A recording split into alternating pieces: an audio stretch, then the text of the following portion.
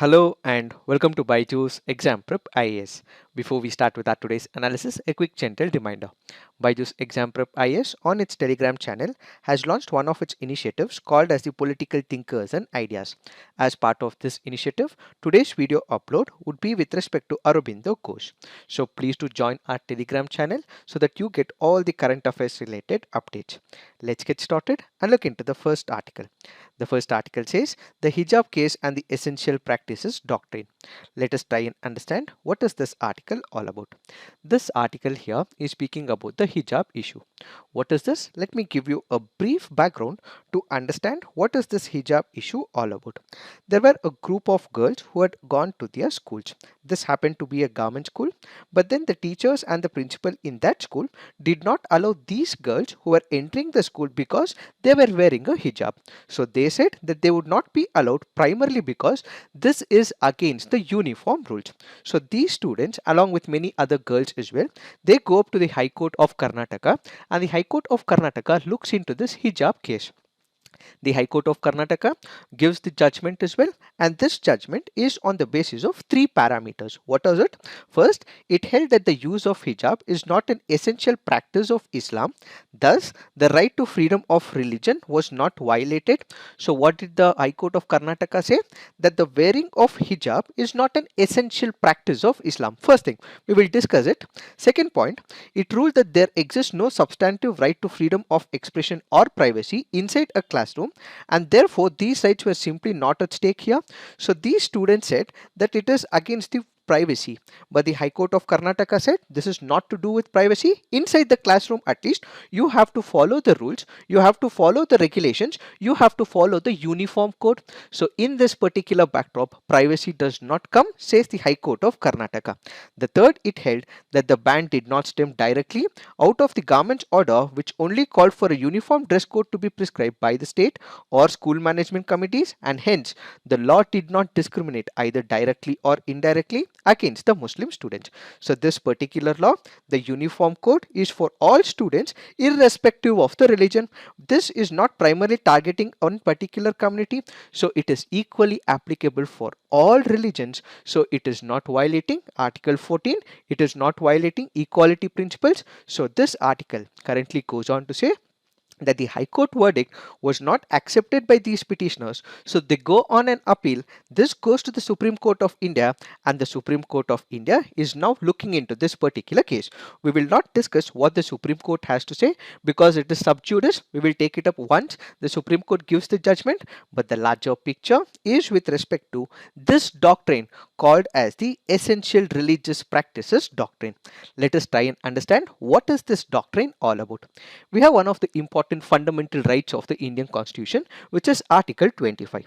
What does Article 25 speak about? It guarantees the freedom of conscience, freedom to profess, practice and propagate religion to all citizens. What do we mean by it? It means when you speak about conscience, what is this conscience? This is the absolute fundamental right that is given to an individual. Article 25 as a whole is qualified, but conscience as a fundamental right is absolute. What do we mean by it? Let's assume for a moment, inside your mind, you assume that God has a form, God does not have a form, God has this name, that is up to your mind, that is for you to decide. You're not telling anything to the outside world, but inside your mind, inside your thought process, you believe that God is so and so. This is an absolute right where the government will not interfere. Then you have something called as profess. What is this profess? This basically means you are saying that you are a Hindu. You are saying that you are a Christian, you are saying that you are a Muslim, you practice so and so religion. So this is what is called as professing. So you are proudly confessing that you are a disciplinarian of such a particular community.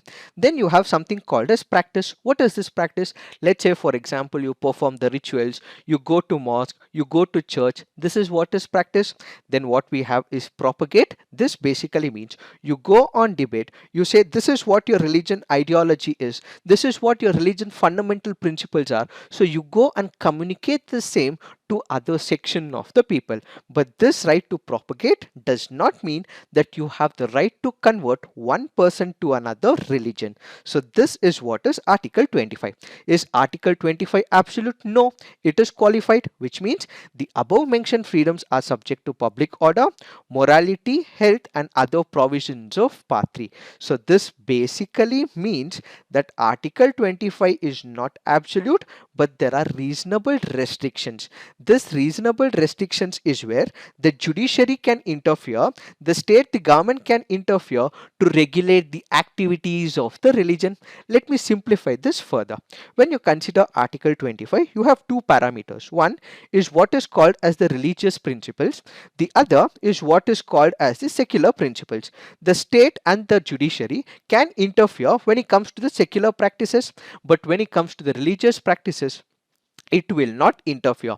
But how are we going to identify whether a particular practice is a religious practice or not? For which what we have is called as the essential religious doctrine. Whether the Supreme Court can pass a judgment with respect to a particular practice is what will be decided by the essential religious practice. If a particular principle is essential, it is core, it is the fundamental to that particular religion, the Supreme Court will not interfere. But if it is not, then the Supreme Court will interfere and will bring suitable changes when it comes to that particular principle, which is called as the essential religious practice. So if it is essential, if it is core to that particular religion, the Supreme Court or the High Court will nowhere interfere. The state cannot interfere.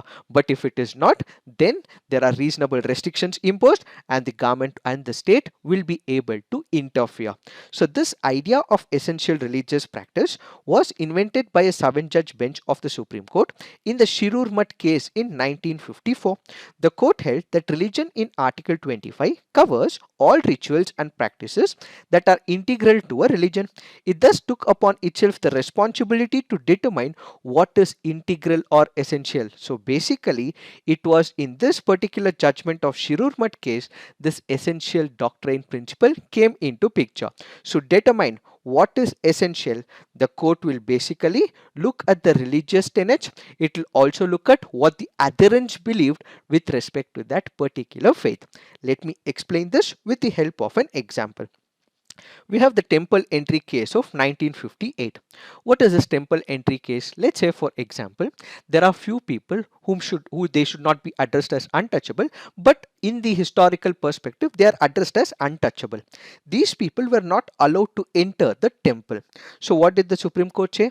The Supreme Court said, when you look at the ethos of Hinduism, when you look at all the sacred books of Hinduism, it nowhere speaks about people not allowed to enter the temple. So this entire concept of untouchability is not propagated by Hinduism as a religion. So irrespective of who the person is, he would be able to enter the temple, and this concept of untouchability is not an essential practice of the religion. Is it the core practice of Hinduism? No. So in this particular case, if there are people who are not allowing certain section of the people, calling them as untouchable, it is violating some of the fundamental principles. That is when the state can interfere. That is when it can allow these people to enter the temple. So the first case is with respect to the temple entry case. So whether these untouchables are allowed to enter or not, they are allowed because this is not the essential practice of Hinduism. The second happens to be Ismail Farooqi case. What is this Ismail Farooqi case? We have heard about one of the doctrines called as the doctrine of eminent domain. What is this doctrine of eminent domain? Let's say, for example, for a larger public purpose, the government has to take some land. For taking this particular land, the government will also provide certain compensation as well. In this particular case, what are we speaking about? We are speaking about this case of Babri Masjid.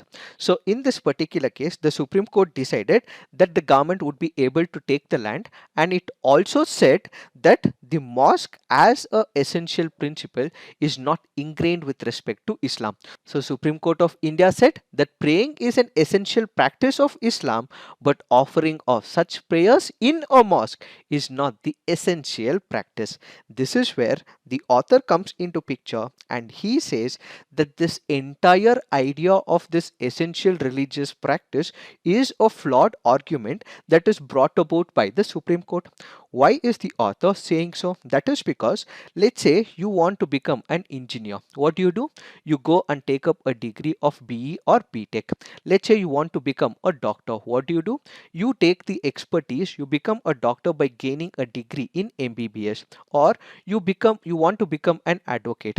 You want to become a judge in the High Court or the Supreme Court. What you have is expertise in law.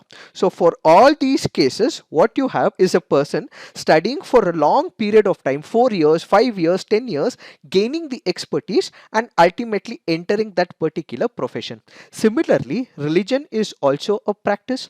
Similarly, religion is also a theology where people study it. When it comes to Supreme Court, you came up with the essential religious doctrine. In this particular case, you are declaring whether that particular practice is right or wrong without even understanding the religion. Religion is something to do with theology. There are people who would have studied it for long period of time.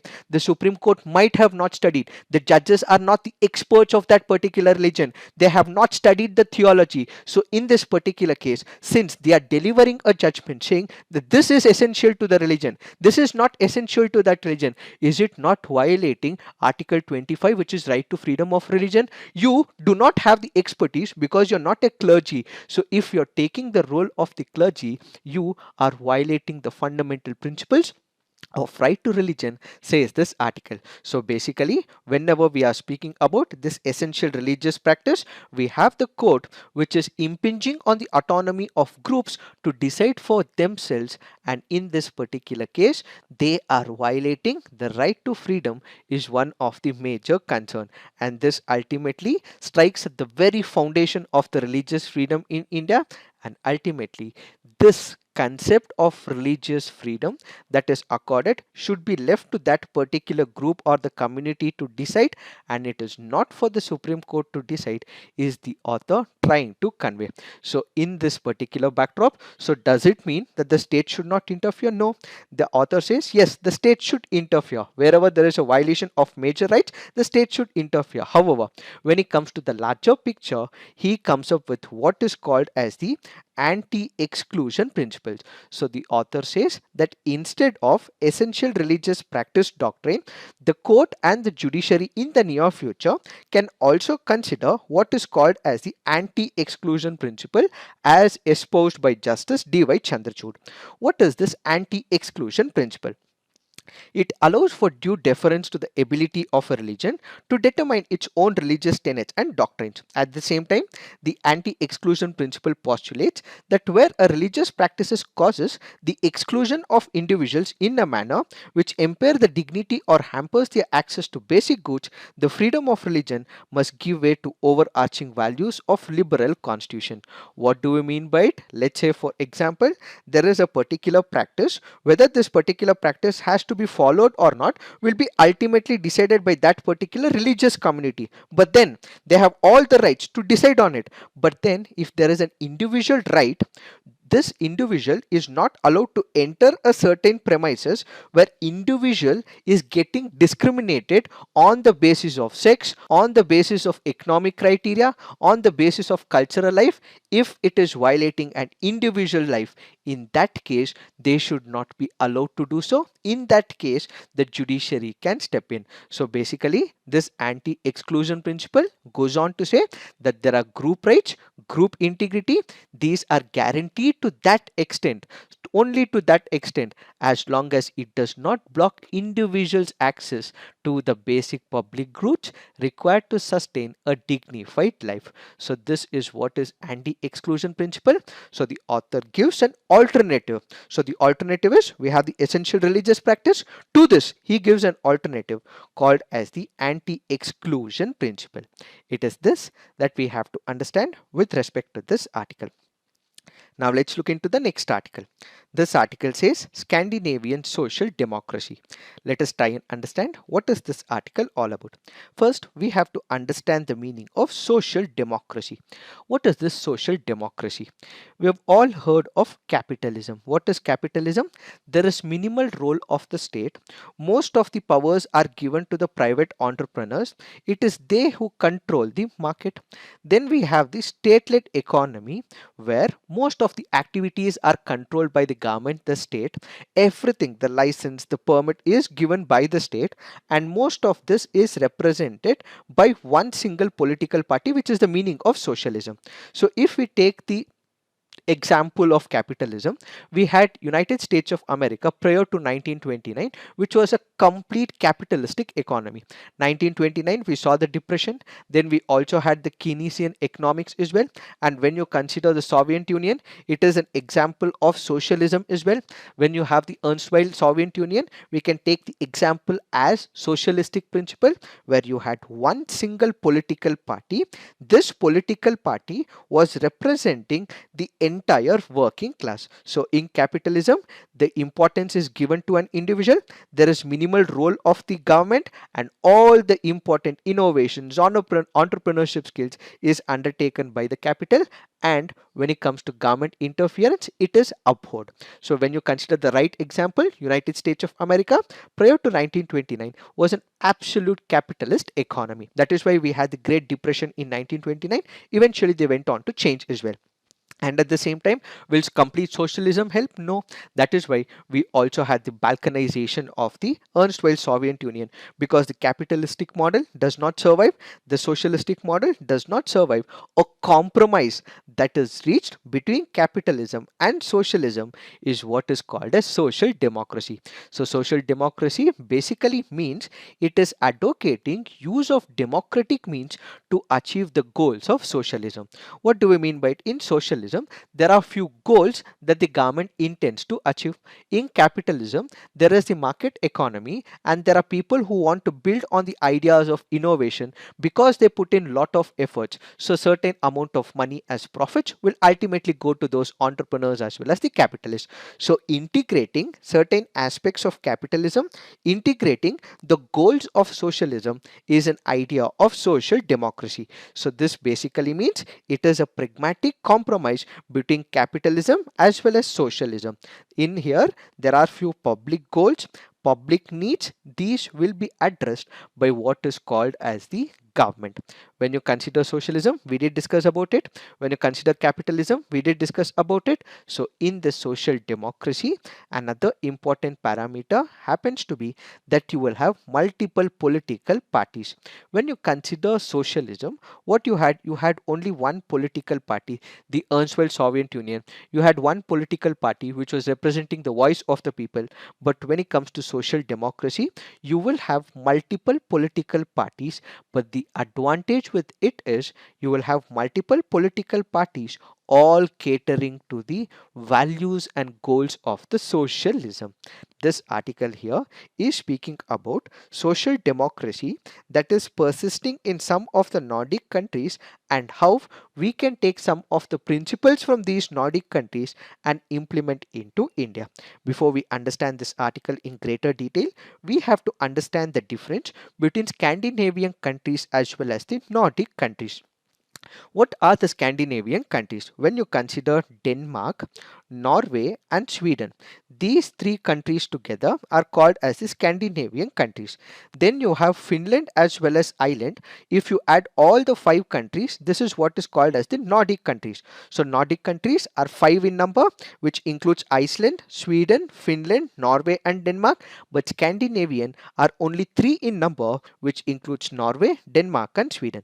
Then we have the Baltic countries, which includes Estonia, Latvia, Lithuania, so on and so forth.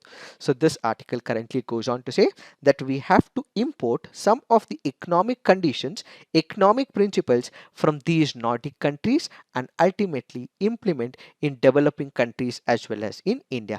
What is so unique about the Nordic countries? When we speak about Nordic countries, there is reliance on representative and participating democratic institutions where there is clear separation of power. As we initially discussed, when you consider the socialist economy, there is one single political party. So there is no voice to the opposition as well. Only when you have the voice to the opposition, they would be able to show that this political governing party is not doing something good for the country. So in these social democratic countries, what we have is representative and participatory democratic institutions, which means they might have their own election commission, they might have the multi-party political system, and it is these that is keeping a check. So it is not one single political party, a multi-party system. Added to it, they also have separation of powers as well. This includes the legislature, the executive, as well as the judiciary. So this basically means that each of them is keeping a check on the other with respect to the principles of constitutionalism. A comprehensive social welfare schema with emphasis on publicly provided social services, investment in childcare, education and research among others, that are funded by progressive taxation. How are they going to achieve the goals of socialism? Socialism basically believes in parity, it believes in equality, it believes in supporting the larger section of the people so that all the resources are equally divided among all sections of the people. What are these Nordic countries doing? They are imposing a progressive taxation. They are giving importance to capitalism, innovation, entrepreneurship, and all that as well.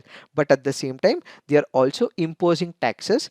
These taxes that are derived will ultimately help in achieving the social goals. What are these social goals? Childcare, education, research, so on and so forth. So allow them to discover, innovate, and come up with your own entrepreneurship skills, but then after a considerable period of time, impose taxes. These taxes will ultimately used for the social goals. Presence of strong labor market institutions with active labor unions and employer associations, which allow for significant collective bargaining. When it comes to capitalism, what exactly happens? You have the employer, you will also have is the employee. The employer will just push the torch on the employee. This basically means that there is no two-way street negotiation, but in the social democracy, what you have is a three-way street. What does it mean? You have the employer, you also have the government, you also have the employee as well. So the employer, employee, and the government will negotiate about all the parameters, and ultimately what you have is an outcome which is good for all the three. So you have a tripartite agreement between the government, the employer, and the employee. This will serve the purpose for all the three stakeholders when it comes to generating a proper outcome. So this will help in wage negotiations and coordination beside active role in governance as well as the policy. Now let's look at the statistics. In the Organization for Economic Cooperation and Development OECD, featuring most high income countries in the world, Iceland 90.7% of the workforce, Denmark 67%, Sweden 65.2%, Finland 58%, and Norway 50.4% have the highest proportion of workforce belonging to the trade union. So they are part of the trade union. They are able to negotiate with the employer and ultimately generate right wages for themselves. Education is free in all Nordic countries. Healthcare is free in Denmark and Finland, partially free in Norway, Sweden, and Iceland, and workers get several benefits from unemployment insurance to old age pensions besides effective childcare as well. So the idea is that they are following multi-party system, they are allowing capitalism, they are allowing trade unions to speak to the employers, and ultimately they are helping in achieving the social goals as well. The five Nordic nations rank in top 10 among the OECD countries in government expenditure on health and education if calculated as percentage of GDP. In the most recent UNDP report, Norway ranks second among countries in the Human Development Index. Iceland stands at 4th, Denmark at 6th, Sweden at 7th, and Finland at 11th. The Nordic countries rank the highest in various indices on press freedom across the world, and they were placed among the top 20 countries in GDP per capita according to the World Bank's recent data. So this basically means that they, as a social democratic country, were able to deregulate the industries, privatize some of the public services, and then impose taxes for the welfare of their own country people. So this basically means that they have economic progress, low levels of inequality, and high living standards. Why were they able to achieve all this? That is because they have a smaller and a more homogeneous population. The corporatist model of involving interests of both capital and labor, mediated by the government at many levels, has allowed these countries to transition from agrarian to industrial, from industrial to the post-industrial. One is they have the homogeneous society. Two, as we initially discussed, there is this tripartite agreement between the employer, employee, and the government, and they also have the political presence of the social democratic parties. For example, Norway is ruled by Social Democratic Labour Party. Denmark is ruled by Social Democrats who are supported by Red Green Alliance. Finland's government is led by Social Democratic Party. Swedish People's Party and Iceland is ruled by a coalition led by Left Green Movement. In contrast to other democratic parties in Europe who faltered against the Nazis in Germany, for example, the Scandinavian Social Democrats fortified democracy, entered into broad alliance with agrarian parties. So basically you had all types of political parties having different types of vision. They all come into the coalition, and ultimately their agenda is social democracy to achieve the larger goal of equality. Because they have been able to do so, it continues to be present, says this article. So what is the advantage of this Nordic model? When it comes to the Nordic model, it keeps a check and reforms unchecked capitalism. If we look at capitalism, what exactly happens? It perpetuates inequality in the society. But then when you consider the Nordic model, they are suitably imposing the taxes, and this tax is not in the form of corruption. It is not the politicians who are taking away, but then it is given back to the people. So the politicians, the political parties and people know that the wealth should be actually divided equally for the people, and they're achieving the goals of socialism. Added to it, the Nordic model also yields equality, social mobility, and every person will get decent services, public services in terms of education, health, as well as employment.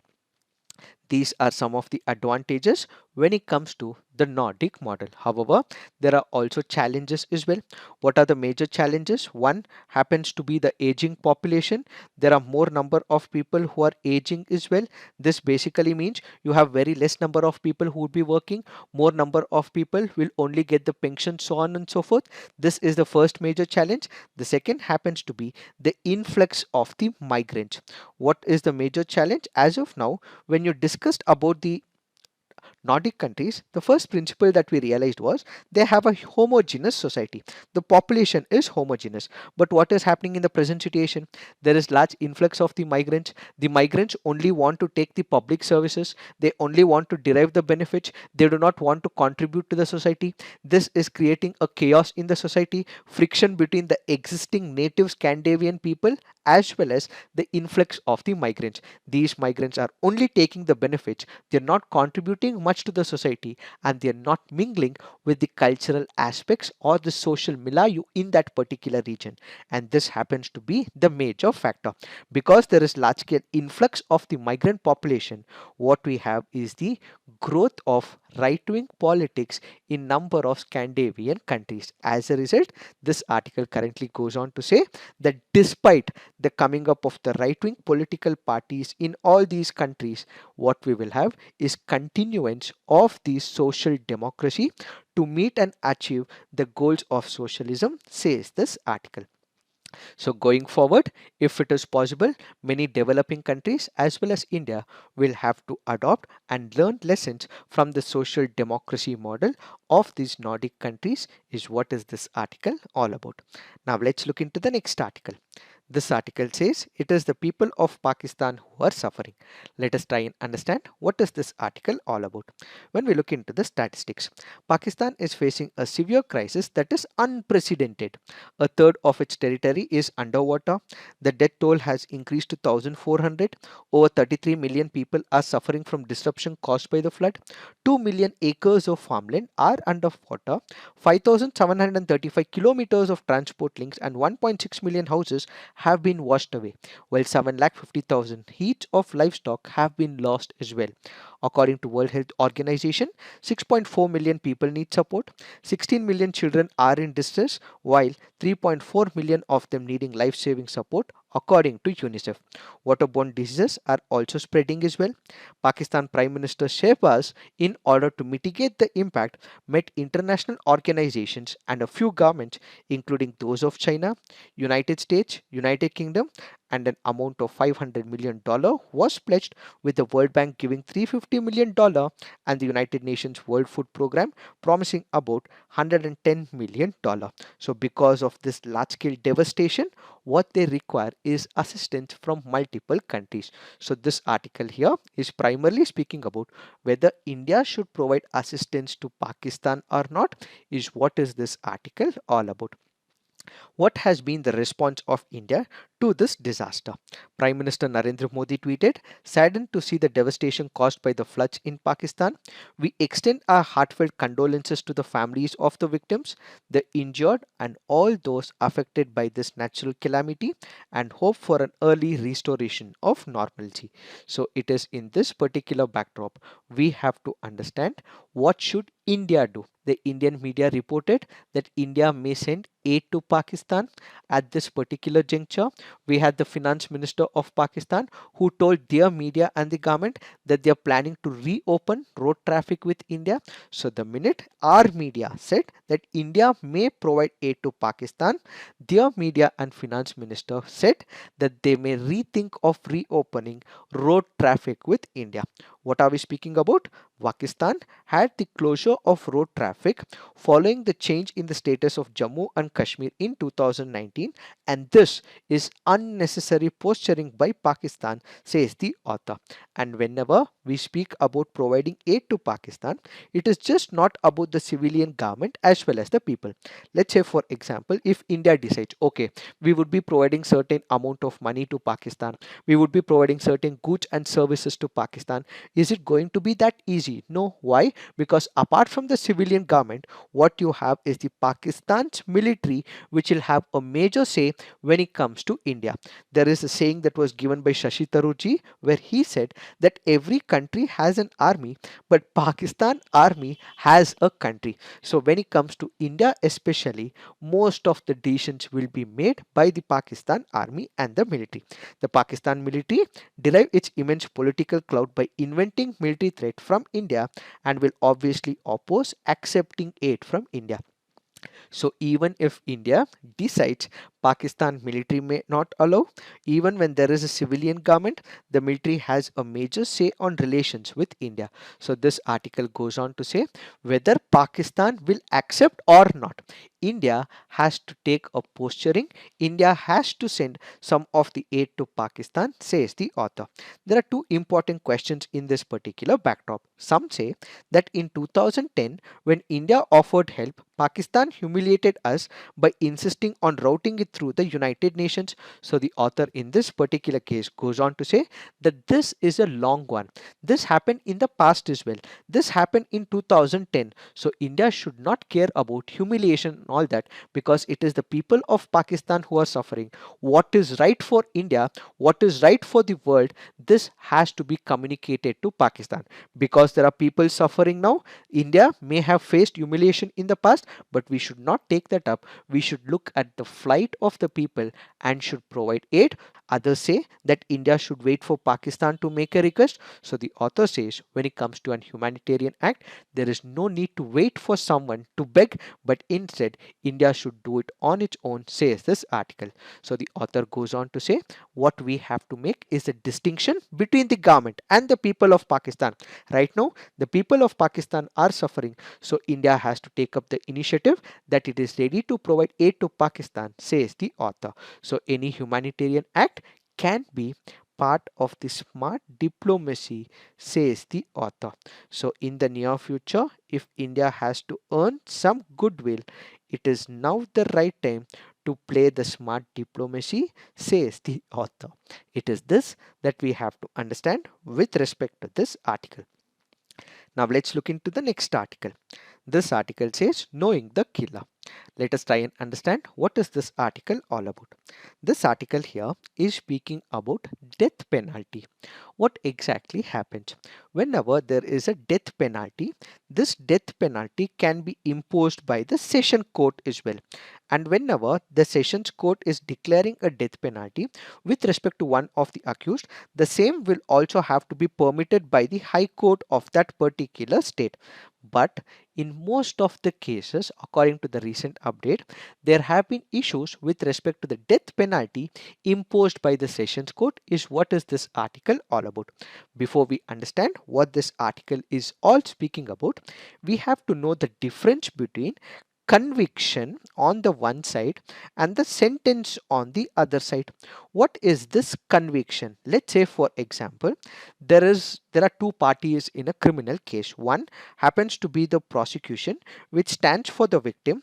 Then you also have the defense, which stands for the accused. What exactly happens in the court of law? There is trial that is taking place. So you have the prosecution, which will give its share of the story.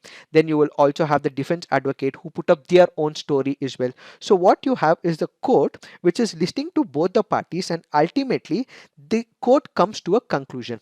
So what the court comes to a conclusion is what is called as conviction. So in conviction, the court realizes, yes, this particular person has committed this act, so he is pleading guilty. He is accused of pleading guilty. So if the court decides that this and this person has committed an offense, and the prosecution is able to prove that beyond any reasonable doubt it is this person who has committed an act, so basically in this particular case of conviction, the judge hears the evidence presented by both the parties and ultimately he concludes a trial. So in this particular case, declaring a particular person guilty of a crime or not is what is called as conviction.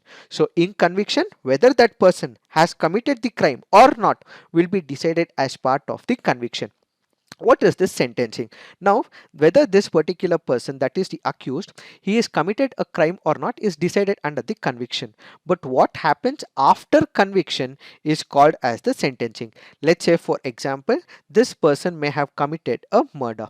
For murder, whether the court will impose an imprisonment period of, let's say, 14 years, or he does not have any precedents in the past, so the court may also look into it and may impose 10 years of rigorous imprisonment as well.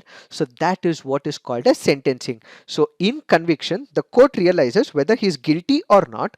In sentencing, the court will impose certain penalty. It can be throwing him behind the bars, or it can also be fine as well. So whenever we speak about sentencing, sentencing comes after the conviction. What is this particular article speaking about? Whenever we are speaking about death penalty, what exactly happens? First, what we will have is the conviction. After conviction, what we will have is the sentencing. And after conviction, what exactly happens? You will have the prosecution. The prosecution will say that this particular person has committed a heinous act. This particular act has not been seen in the history. So they point out all the aggravating circumstances. But when it comes to the defense, they point out what is called as the mitigating circumstances. So after conviction, as a last point of view, whenever there is the defense, it has to be given the time so that they can put out the mitigating consequences. And whenever this time after conviction is given, the prosecution will be given a time to put out the aggravating circumstances. When judgments are given without even listening to the aggravating and the mitigating circumstances on the very same day, immediately after conviction the sentencing is given, in that case it is the accused who is missing, says the author. So basically, whenever there is the conviction, a suitable amount of time has to be given to the accused, that is to the defense, so that the mitigating circumstances is heard by the court, so that whenever there is sentencing that happens, the sentencing will be comparatively liberal. What are we speaking about? We are speaking about aggravating and mitigating circumstances. What is this aggravating circumstances? Let's say, for example, there is a person who has committed a murder. This murder, if it is pre-planned, this plan has been done for about 5 days, 1 month, 2 months. So they have a clear-cut plan, and such a plan of murder has been committed in a heinous manner. Let's say go back to the year 2012. In the Nirbhaya case, there were 5 men who had allegedly raped that particular person. So this was a heinous rape case. This was also led to murder of that particular female as well. So if it is a cold-blooded murder, that is what is called as aggravating circumstances. When it comes to the normal circumstances, whenever there is the prosecution which has to go to the court of law, prove that it is this accused who has actually done this particular crime, they would be able to show all kinds of aggravating circumstances before. But when it comes to the defense, what exactly happens? There is mitigating circumstance. When it comes to the prosecution, they have the state for their disposal. There is police officers, there is investigating agency, they have to look and they already have all types of information. So it becomes easy for the prosecution to give the aggravating circumstances to the court of law. But when it comes to the mitigating circumstances, there is no state standing for that particular person. It is he who is engaging a private advocate. So it will take a lot of time for the defense advocate to get some of the mitigating circumstances issues. What are these mitigating circumstances? Let's say, for example, there is a murder. This particular murder has been done by the accused as well, but this accused did not pre-plan. It has happened in the fit of a rage. It happened instantaneously, and this particular person did not plan. He comes from a poor background. He is not educated. There are no previous incidents as well.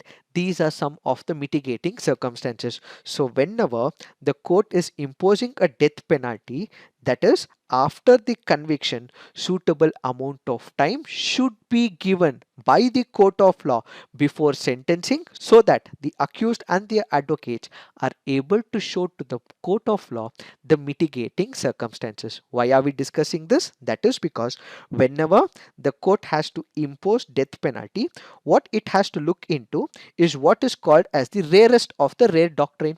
This rarest of the rare doctrine will also have to look into the mitigating circumstances as well. Only when they look into the mitigating circumstances, only then they should be giving the sentencing. In most of the trial cases, what exactly happens? There is conviction and there is sentencing that is happening on the same day. So this defense person does not have anything to give back to the court when it comes to the mitigating circumstances, is what is this entire issue all about. So whenever you are giving death penalty, follow the rarest of the rare doctrine. Also look into the aggravating circumstances and also give time to the accused as well. At the side of the prosecution, you have the entire state apparatus who are able to prove the aggravating circumstances, but when it comes to the defense side, they do not have anything like that. So they require time. So what you have to do is give time after the conviction before the sentencing, so that they can prove this mitigating circumstances, show it to the court of law, so that this process of death penalty imposition can be comparatively reduced. So a bench of Chief Justice U.E. Lalit and Justice R. Ravindra Bhatt and Subhanshu Dhulia noted in its order that in some cases, trial courts have summarily awarded death sentence on the same day of convicting an accused, thus denying the defense to bring on record the attenuating considerations to convince the court that the convict did not deserve capital punishment. This is the entire explanation. So the Supreme Court is saying that we will consider this reissue and we will also come up with the guidelines so that the trial court can also look into it. This is what we have to understand with this article. Now let's look into the mains practice questions. Is the essential religious practice doctrine flawed? Critically examine. The Nordic model of social democracy offers lessons to the developing world, including countries like India, despite its myriad complexities of diversity. Substantiate. So please write all your answers on the comment section, peer review, and do give positive feedback to your friends' answers. So this is it for today. Thank you for watching. All the best.